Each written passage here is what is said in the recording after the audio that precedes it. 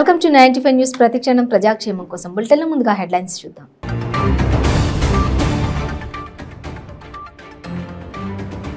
BRS party అధినేత ముఖ్యమంత్రి K Chandrasekhar రావును కలిసిన దేశపతి శ్రీనివాస్. ఎమ్మెల్సీగా అవకాశం ఇచ్చినందుకు ధన్యవాదాలు.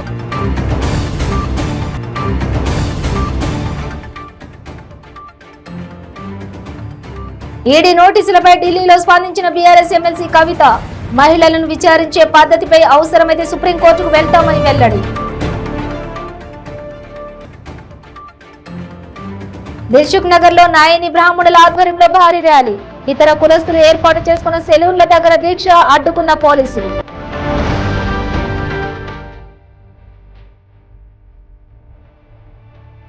మహబూబాబాద్ జిల్లా కస్తూర్బా పాఠశాలలో ఫుడ్ పాయిజన్.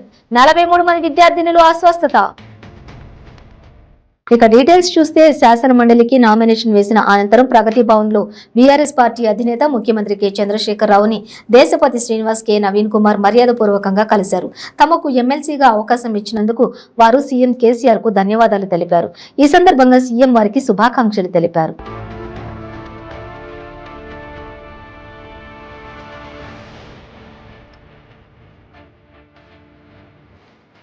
దేశాన్ని కుదిపేస్తున్న ఢిల్లీ మద్యం కుంభకోణం కేసులో ఈడీ నోటీసులపై ఢిల్లీలో బీఆర్ఎస్ ఎమ్మెల్సీ కవిత స్పందించారు. 9న విచారణకు రావాలని ఈడీ నోటీసు ఇచ్చిందని, 11న విచారణకు తమ ఇంటికి రమ్మని ఈడీని కోరానన్నారు. ఈ మేరకు ఈడీకి సమాచారం ఇచ్చినా ఈడీ ఒప్పుకోలేదన్నారు. వీడియో కాన్ఫరెన్స్ ద్వారా ఎందుకు విచారించారని కవిత ప్రశ్నించారు. దర్యాప్తు సంస్థల మహిళ ఇంటికి వచ్చి విచారించాలన్నది చట్టం చెబుతోందని, మహిళలను విచారించే పద్ధతిపై అవసరమైతే సుప్రీంకోర్టుకు వెళ్తామన్నారు. ఇది తన ఒక్క సమస్యే కాదని, ఈడీ ఎందుకింత హడావిడి దర్యాప్తు చేస్తుందో అర్థం కావడం లేదని కవిత చెప్పారు. తనతో పాటు ఎవరిని విచారించినా తనకు ఇబ్బంది లేదన్నారు. ఎన్నికల నేపథ్యంలో అధికారంలో లేని రాష్ట్రాల్లో మోడీ కంటే ముందు ఈడీ వస్తోందని కవిత ఆరోపించారు.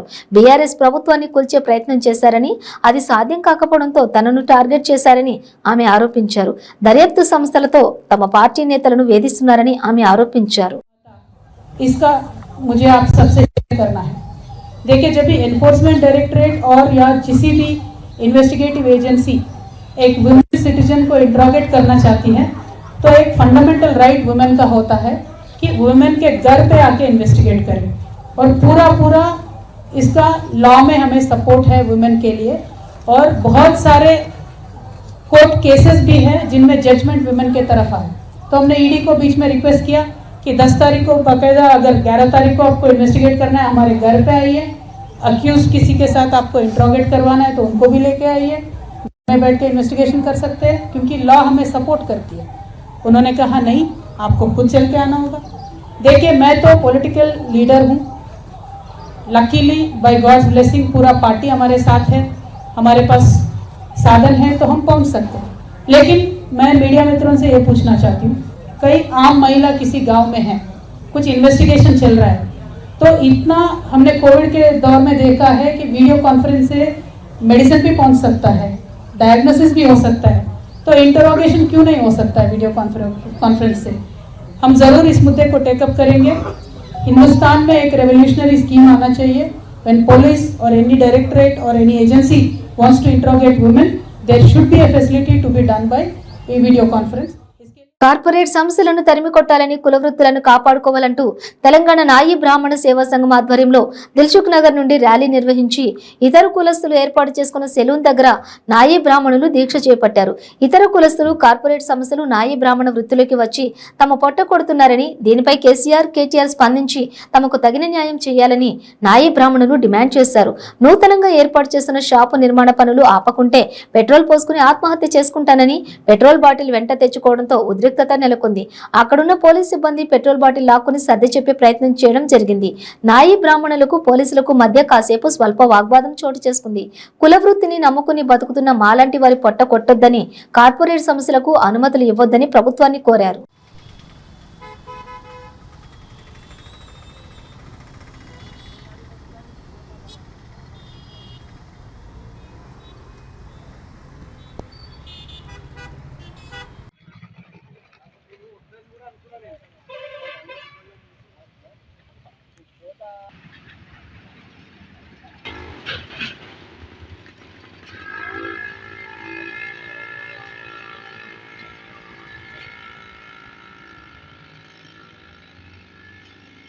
మాది దిల్సునగర్ గడ్డెనారం డివిజన్ అన్న. కేసీఆర్ సార్, కేటీఆర్ సార్, మీ నాయి బ్రాహ్మణ సోదరులు అన్న. ఇది మాకు సమస్య వచ్చింది సార్. ఈ రెడ్డి కులవస్తులు సోదరులు అన్నలు మా కార్పొరేట్ సంస్థలు అనే పేరుతో అంతా వచ్చి ఇక్కడ షాప్ పెడుతున్నారు సార్. మేము ఖాళీని నమ్ముకొని ఒక 30-40 సంవత్సరాల నుంచి బతుకుతున్నాం సార్. మాకు ఇప్పుడు వచ్చి ఒక్కసారి ఒక 20 చైర్లు పెట్టి పెద్దగా పెడుతున్నాడు. మా అక్కడ అన్ని పర్మిషన్స్ ఉన్నాయి, నువ్వు ఏం చేసుకుంటావో చేసుకోపో అని అంటున్నాడు సార్. మా పుట్ట కొట్టొద్దు సార్, దయచేసి ఇట్లాంటి వాటికి పర్మిషన్లు ఇచ్చి చచ్చిందాక కేసీఆర్ కేటీఆరే. మా నాయ బ్రాహ్మణుల గొంతులో వాయిస్ వచ్చేది కేసీఆర్ కేటీఆరే, మాకు ఏరే వాయిస్ రాదు.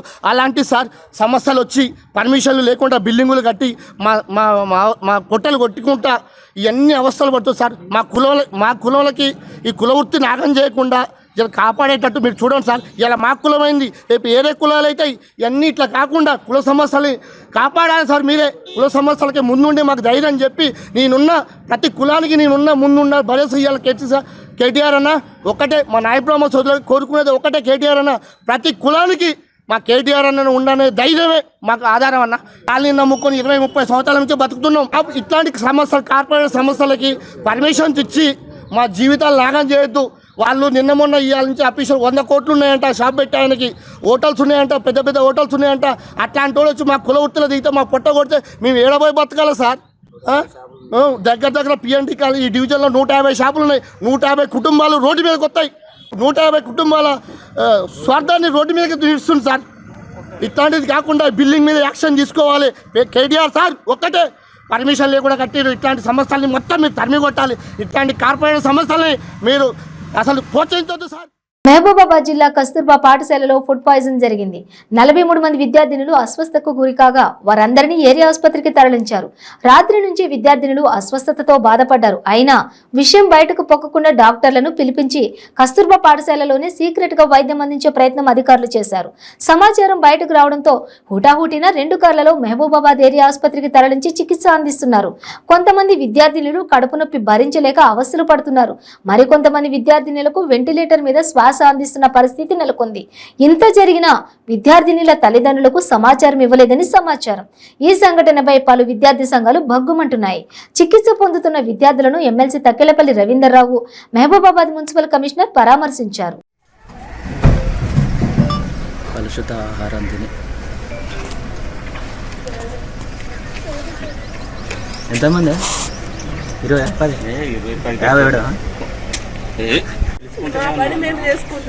మిమ్మల్ని ఇబ్బంది పెట్టేది టెన్షన్ పడకండి. మీరు ఉన్నారని 2 సార్లు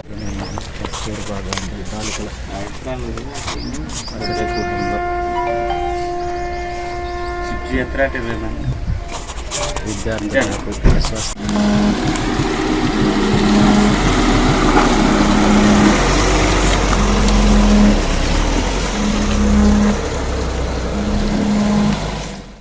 వికారాబాద్ జిల్లా దోమ మండలం మోత్కూరు గ్రామంలో KSR trust chairman Sharath Kumar Reddy విలేకరుల సమావేశం ఏర్పాటు చేయడం జరిగింది.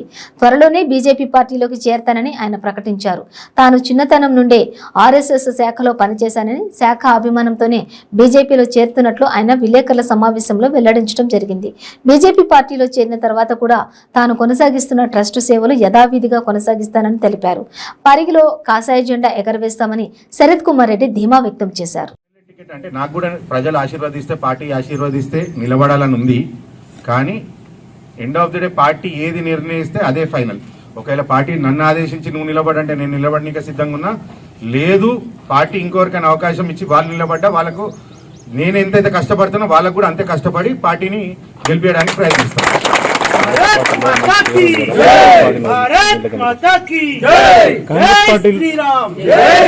కాంగ్రెస్ పార్టీలో మీకు మంచి కాంగ్రెస్ పార్టీ బీజేపీలో రావడానికి కారణం చిన్న కరెక్షన్ అండి. నేను ఎప్పుడు కాంగ్రెస్ పార్టీలో లేను. నా తల్లి రాజేశ్వరమ్మ గారు ఉండే కాంగ్రెస్ పార్టీలో. నేను పుట్టినప్పటి నుంచి నాకు 3 సంవత్సరాల వయసు అప్పటి నుంచి 4 సంవత్సరాల వయసు అప్పటి నుంచి నేను సంఘాన్ని నమ్ముకున్నాను. ఆర్ఎస్ఎస్ కార్యకర్తను. నేను 4 సంవత్సరాల నుంచి నేను శాఖలకు మొదలుపెట్టి పోయినాను. ఇప్పటి వరకు నా జీవిత కాలంలో నేను ఏ పార్టీలో లేను. ఇదే ఫస్ట్ టైం నా బీజేపీలోకి రావడమే నా first political entry. KCR trust నుంచి మీరు చేసిన సేవా కార్యక్రమాలు ఇంకా కొనసాగిస్తారా? 100% కొనసాగిస్తాం. ఇంకా రెండింతలు ఎక్కువ చేస్తాం.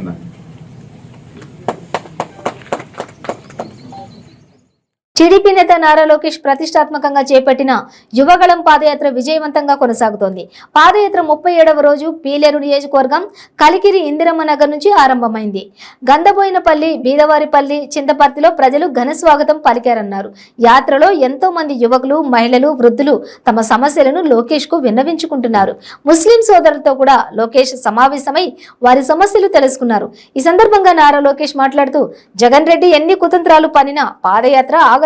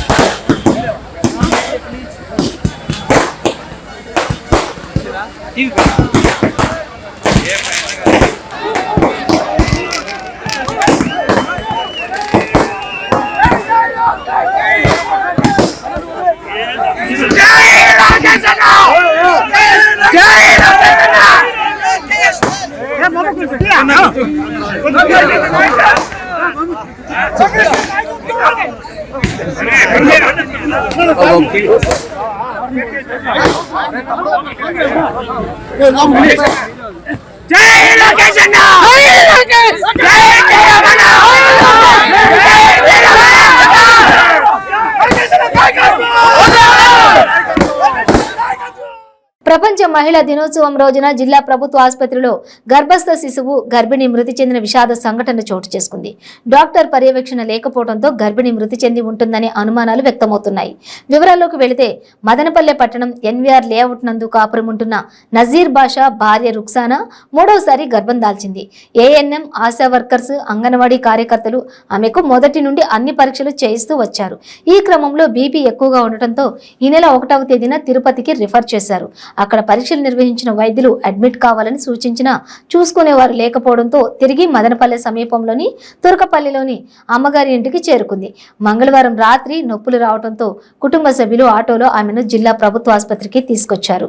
అక్కడ పరీక్షించిన వైద్య సిబ్బంది గర్భంలో శిశువు మృతి చెందినట్లు గుర్తించి ప్రసవం చేశారు.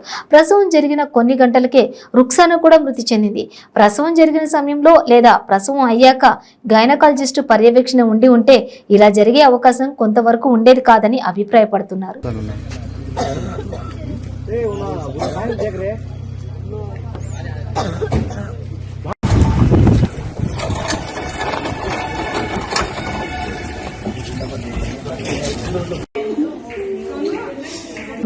బ్రేక్ తీసుకుందాం. క్యాన్సర్ క్యాన్సర్ క్యాన్సర్ ఎన్నో ప్రయత్నాలు చేసి ఇక క్యాన్సర్ తగ్గదు అనుకుంటున్నారా? ఒక్కసారి ఈ మెడిసిన్ 30 రోజుల కోర్సు వాడి ఫలితాన్ని చూడండి. GMP certified, AYUSH certified, government approval పొందినది. Breast cancer, liver cancer, ovarian cancer, cervical cancer, lung cancer, throat cancer, tongue cancer, mouth cancer, blood cancer, bone cancer, stomach cancer, colon cancer, skin cancer, rectum cancer, vagina cancer, kidney cancer, gallbladder cancer, pancreatic cancer, brain cancer, మొత్తం 24 రకాల cancer తగ్గుటకు, ఆరోగ్యకరమైన జీవితం పొందుటకు ఏకైక medicine వాడి cancer నుండి విముక్తి పొందండి. మన జీవితంలో తెలుసో తెలియక చాలా తప్పులు చేస్తూ ఉంటాము. ఎంతో మంది తెలిసి కూడా మద్యానికి బానిసై ఉంటారు. వాళ్ళ సంసార బాంధవ్యాలతో పాటు సమాజంలో కూడా పేరు పోగొట్టుకుంటారు. అలాగే ఆరోగ్యం కూడా క్షీణిస్తుంది. అంతేకాకుండా ఈ సమాజ వ్యవస్థలో కొన్ని బంధాలు కోల్పోతూ ఉంటారు. మత్తు పదార్థాలకి బానిసవడం వల్ల బాధపడేది అతను ఒక్కడే కాదు, అటు కుటుంబంతో పాటు చుట్టుపక్కల ఉన్న వ్యవస్థ కూడా. మిస్టర్ ఆల్కో ఫ్రీ చేదు వ్యసనాల నుంచి మిమ్మల్ని ఈ సమాజంలో మిస్టర్ పర్ఫెక్ట్ హ్యూమన్ గా గౌరవం అందిస్తుంది మరియు మీ ఆరోగ్యానికి రక్షణ ఉంటుంది. అలాగే మీ ఆరోగ్యాన్ని తిరిగి పెంపొందిస్తూ అలానే మిమ్మల్ని ముందుకు నడిపిస్తుంది మిస్టర్ ఆల్కో ఫ్రీ. అందరికీ నమస్కారం. ఇదివరకు నేను మద్యం తాగకపోతే చనిపోతానేమో అంత దారుణంగా పిచ్చిగా ఉండేవాడిని. నిజం చెప్పాలంటే ఈ మధ్యాహ్నానికి మత్తు పదార్థాలకు బానిసైన తర్వాత దానివల్ల మా భార్య బిడ్డలు చాలా అవమానాలు అనుభవించారు. అంతేకాదు నా భర్త తాగుడు వల్ల నా కూతురు పెళ్లి కూడా అయిపోయింది. ఆ దిక్కుమాలిన మత్తు పదార్థానికి బానిస అయి మైకాంలో పెళ్లి కోసం దాచిన డబ్బులను దొంగతనం చేశారు. అడ్డుపడిన నన్ను కొట్టారు. అలా నా చెయ్యి దాటి రోజు రోజుకి ఆ మత్తు పదార్థాల వల్ల దిగజారుతున్నాను. అప్పుడు మా ఫ్రెండ్ చెప్పడం వల్ల మిస్టర్ ఆల్కఫ్రీ యాడ్ చూసి ఆశ్చర్యపడి మా అమ్మకి చెప్పి మిస్టర్ ఆల్కఫ్రీ తెప్పించి నాన్న తాగే వాటర్లో కలిపి తాగించాను. నిజం చెప్పాలంటే మిస్టర్ ఆల్కఫ్రీ నిజంగా అద్భుతం. దాని వల్ల నెల వ్యవధిలోనే నాకు మధ్య మీద ఆ స్ఫూర్తిగా వదిలిపోయింది. తెలుసు మా కుటుంబం ఇంత సంతోషంగా ఉందంటే దానికి కారణం mister Alcofree. Thank you so much mister Alcofree. Thank you mister Alcofree. ఇలా ఎన్నో కుటుంబాలలో ఆనందం నింపింది మా ఆల్కోఫ్రీ, మీ ఆల్కోఫ్రీ. ఈ ఆల్కోఫ్రీ చేదు వ్యసనాలకు బానిసైన వాళ్ళకి తినే అన్నంలో కానీ తాగే నీళ్ళల్లో కానీ ఒక స్పూన్ కలిపి ఇలా 2 months కోర్స్ తీసుకోవడం వల్ల ఎటువంటి మత్తు పదార్థాలకి బానిసైన వాళ్ళైనా వాళ్ళ సంఖ్యలను ఇలా తెంచేస్తుంది. మీ ఆల్కోఫ్రీ వాళ్ళని మామూలు మనుషులుగా తీర్చిదిద్దుతుంది. మీ కుటుంబ సంతోషాలలో కాంతులు వెదజల్లుతుంది. మన ఆల్కోఫ్రీ మిస్టర్ ఆల్కోఫ్రీ 1 month ఆర్డర్ ఇస్తే ఇలా మరో 1 month మీ శ్రేయస్సు కొరకు సమస్త ఫ్రీగా ఇస్తుంది. Mister Alcofree, Alcofree, Alcofree. Welcome back to 95 news. మహిళలు అన్ని రంగాల్లో ముందుకు రావాలని, ఇందుకు చరిత్రలో తమకంటూ ప్రత్యేకమైన స్థానం సంపాదించుకున్న మహిళా మూర్తులను ఆదర్శంగా తీసుకోవాలని ఎమ్మెల్యే నవాజ్ బాషా కోరారు. మదనపల్లె పట్టణంలోని ఓ ప్రైవేటు ఫంక్షన్ హాల్ నందు భారతీయ అంబేద్కర్ సేన ఆధ్వర్యంలో ప్రపంచ మహిళా దినోత్సవం సందర్భంగా మాతా రమాబాయి అంబేద్కర్ మెమోరియల్ అవార్డు ప్రధానోత్సవ కార్యక్రమం జరిగింది. ఈ కార్యక్రమంలో రాష్ట్ర SC commission chairman Victor Prasad, Mala Mahanadu రాష్ట్ర అధ్యక్షులు యమలా సుదర్శనం వాస్, వ్యవస్థాపకులు పిటిఎం శివప్రసాద్, వివిధ రంగాల్లో విశేష సేవలు అందిస్తున్న మహిళలు పాల్గొన్నారు.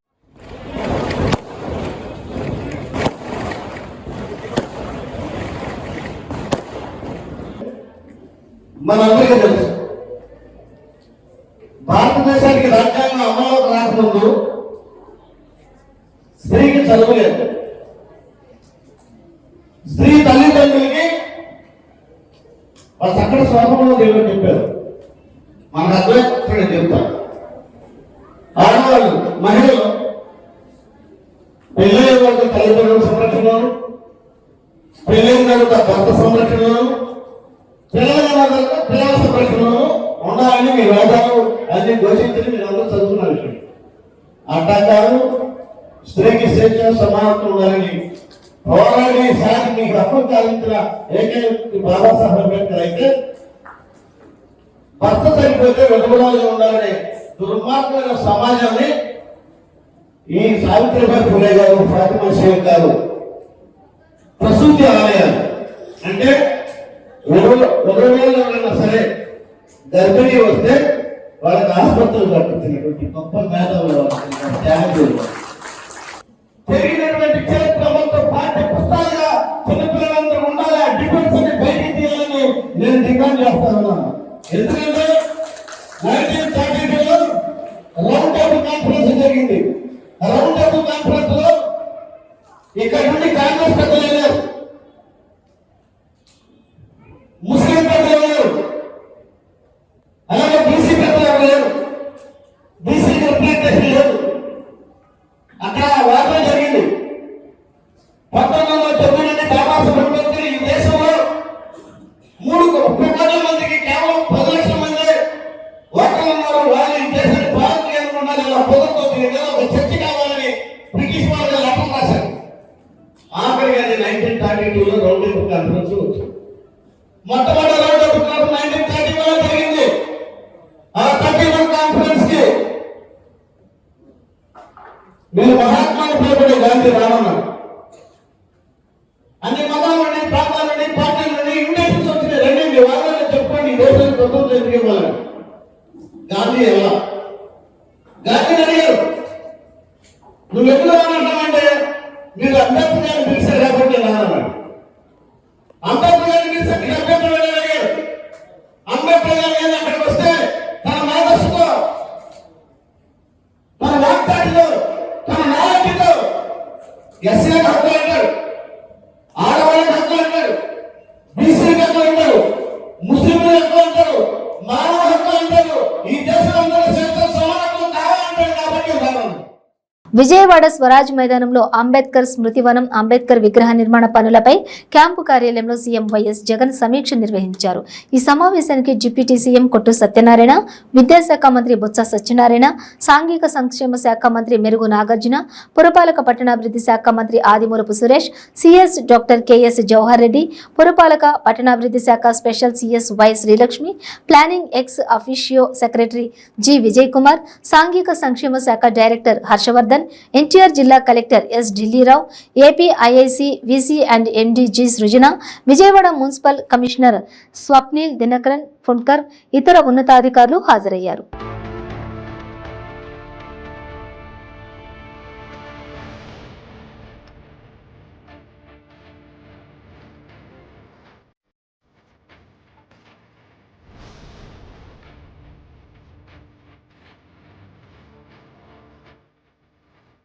జహీరాబాద్ లో యువకుడిపై గుర్తు తెలియని వ్యక్తులు కత్తులతో దాడికి పాల్పడ్డారు. పట్టణంలోని శాంతినగర్ లో యువకుడు మన్నాన్ పై కత్తులు, మరణాయుధాలతో దాడి చేశారు. ఛాతీ, వీపు, గొంతు, కాళ్లు, చేతులపై కత్తులతో తీవ్రంగా దాడి చేయడంతో బాధితుడి పరిస్థితి ఆందోళనకరంగా మారింది. జహీరాబాద్ ఏరియా ఆసుపత్రిలో ప్రథమ చికిత్స అనంతరం బాధితుడిని తరలించారు. బాధితుడి పరిస్థితి విషమంగా మారడంతో గాంధీ ఆసుపత్రికి తరలించారు. పాత కక్షల నేపథ్యంలోనే దాడి జరిగినట్లు బాధిత కుటుంబ సభ్యులు ఆరోపిస్తున్నారు. ఘటనా స్థలాన్ని జహీరాబాద్ పోలీసు సందర్శించి కేసు నమోదు చేసుకుని దర్యాప్తు చేస్తున్నారు.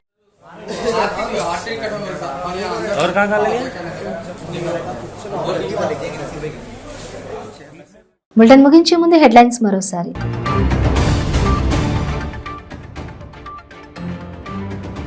బీఆర్ఎస్ పార్టీ అధినేత ముఖ్యమంత్రి కె చంద్రశేఖర్ రావును కలిసిన దేశపతి శ్రీనివాస్, ఎమ్మెల్సీగా అవకాశం ఇచ్చినందుకు ధన్యవాదాలు.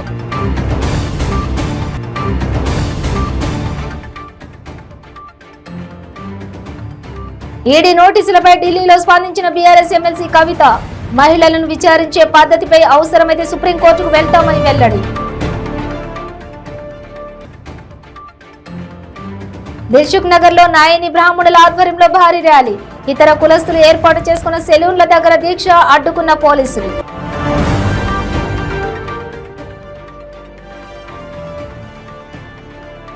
మహబూబాబాద్ జిల్లా కస్తూర్బా పాఠశాలలో ఫుడ్ పాయిజన్, 43 మంది విద్యార్థినులు అస్వస్థత.